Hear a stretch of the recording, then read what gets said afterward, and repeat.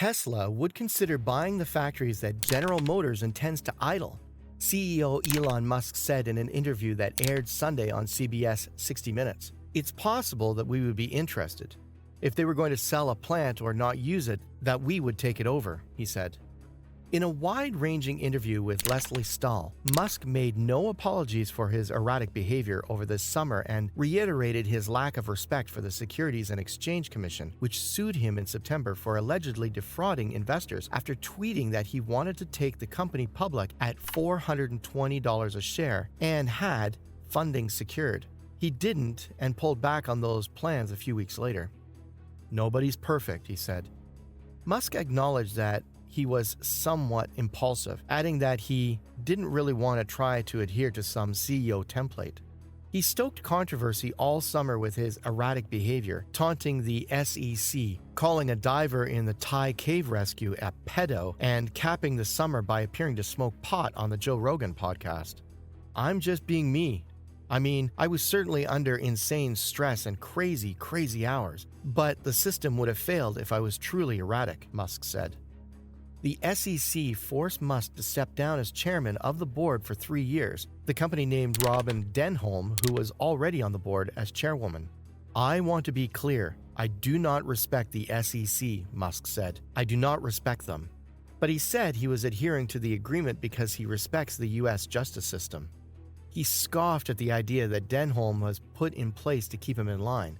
"Yeah, it's not realistic in the sense that I'm the largest stakeholder in the company, and I can just call a shareholder vote and get anything done that I want," Musk said.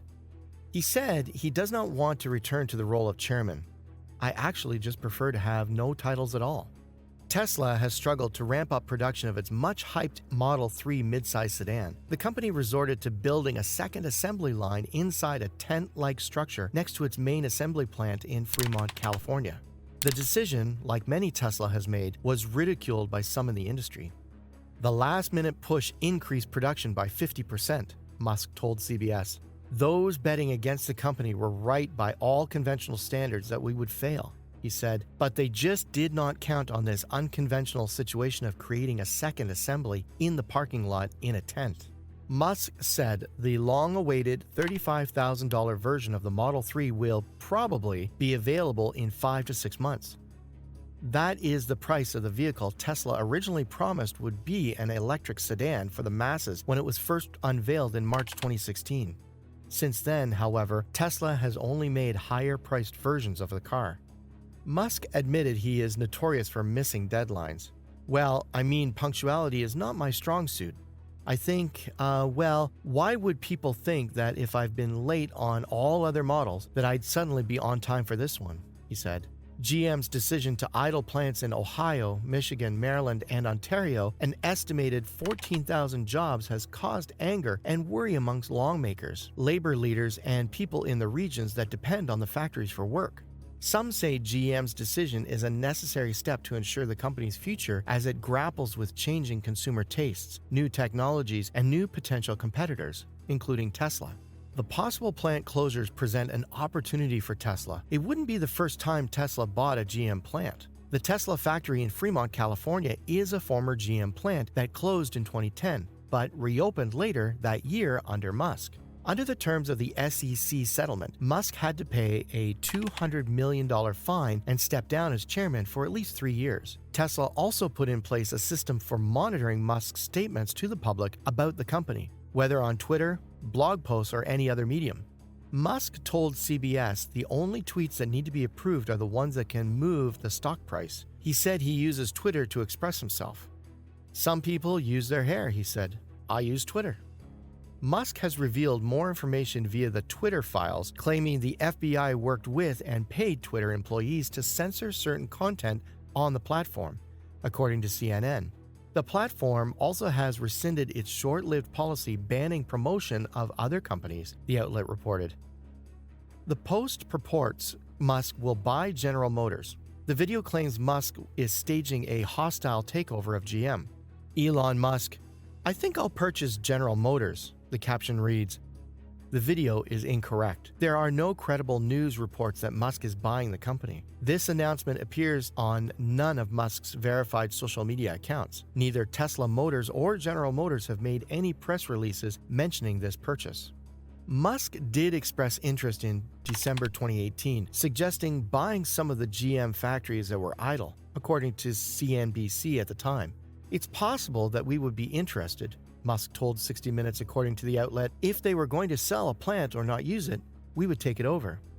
Check Your Fact has contacted Tesla for comment on these possible acquisitions and will update this piece if a response is provided. Musk has spoken a lot about GM on his Twitter, constantly making comparisons between it and his company, Tesla. If the outspoken CEO of Tesla, Elon Musk, is to be believed, General Motors may be in some serious financial trouble. According to Musk, the United States' largest automaker and parent company of Buick, Cadillac, Chevrolet, and GMC may even be forced to declare bankruptcy again. Musk's criticism of GM is more than a little ironic since Tesla itself has been in a world of hurt lately, with its stocks losing 65% of its value in 2022. But that doesn't necessarily make Musk wrong, and at least Tesla doesn't have any net debt to worry over. Right now, the EV market is still relatively small, but it is growing rapidly through both organic demand and as a result of government mandates against fossil fuels. In response, General Motors has ambitious plans to sell 30 different models of electric vehicles by the year 2025 and has invested $35 billion to make that happen. Currently, the only electric vehicle that GM is selling en masse qualities is the Buick Volt EV EUV, which generates a loss for the company with every sale. The Cadillac Lyriq and GMC Hummer EVs are still ramping up production, but will not likely be mainstream anywhere because of the lofty price tags. Rounding out GM's near-term lineup of EVs is the Silverado electric pickup, which is expected to go on sale later this year. General Motors has been hit hard by inflation and the rising cost of raw materials, which compressed profit margins and forced the company to increase the price of its vehicles. Add to that the ongoing threat of supply chain disruption caused by the global semiconductor, aka chip, shortage. In 2021, Toyota outsold GM in the United States for the first time ever, upsetting a title that GM has held since 1931. Chip shortage was blamed. Apparently, Toyota was better equipped to handle supply chain challenges. GM managed to regain the title of the best-selling automaker in the US for 2022 by a narrow margin. But the fact that Toyota was able to mount a challenge for even a single year is a bellwether of things to come. Even though the chip supply has recently stabilized somewhat, new regulations from the US government may upset the supply once again. The CHIPS Act of 2022 promotes greater self-sufficiency in domestic chip manufacturing, which is an admirable goal, but facets of legislation might antagonize our internal chip supplier in the interim before domestic capacity is fully up to speed. Following Elon Musk's recent purchase of Twitter, GM paused its advertising campaign on the social media outlet. General Motors CEO Mary Barra stated that the policy change isn't because of Musk's dual ownership of both Tesla and Twitter. Rather, Barra claims that GM needs time to observe the impact of Twitter's new management on the platform overall, as well as evaluate the potential risks of sharing sensitive information about GM's strategy and future with a Musk-owned entity. While there are some degrees of truth in Barra's statement, it's hard to believe that the tie-in between Twitter and Tesla didn't factor at all into the decision-making process. Besides the loss of Twitter advertising revenue from GM, Musk has been vocal about US President Biden sidelining or ignoring Tesla in spite of its dominance in the EV space. In particular, Musk was offended by a recent speech where Biden credited GM CEO Barra with electrifying the entire auto industry, which is an absurd statement, especially since that particular quarter. Musk adds that while GM delivered 26 EVs in that quarter, Tesla delivered 300,000. Similarly, Tesla executives were not invited to an EV summit at the White House in 2021, in spite of having sold 74% of all electric cars in the US over a period of 3 years. The press secretary at the time, Jen Psaki, hinted that the reason for the snub may have been that Tesla workers are not part of a union. Aside from stretching its funds to compete in the EV space, GM faces a few other challenges too. The Federal Reserve has been rising interest rates quickly in an attempt to slow inflation. A side effect of this policy is that it's now more expensive for consumers to borrow money for car purchases, a dilemma that is compounded by automobile prices setting at record highs. This may force some U.S. shoppers to either delay or reconsider making new car purchases. Higher interest rates will also make it more expensive for GM to borrow operating capital going forward, if necessary.